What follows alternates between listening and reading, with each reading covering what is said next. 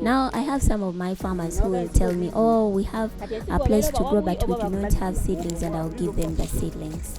Do you just give them the seedlings or they buy these seedlings from you? Sometimes I sell to them, sometimes I just give them. This is how you prepare your nursery bed when you are planting it at the start. Before the shoots are out of the ground, you mulch it. This protects your seeds that you've just planted in the ground. When you water can be retained in the soil. The soil will not dry up so fast. So I mulch with dry grass, which helps to contain the water. When the shoots come out of the ground, then I will remove the mulch. After I remove the mulch, the nursery bed will start growing at a fast rate. You can construct the raised mulch and put on your dry grass on top, and then keep spraying with water depending on the nature and the weather. It's the same bed as you can see also this side.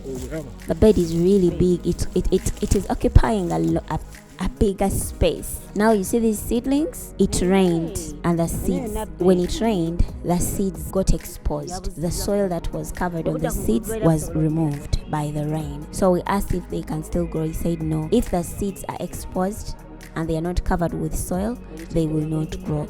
So he will come back, he will have to recover them again with soil so that they can grow. They are also planted in a line.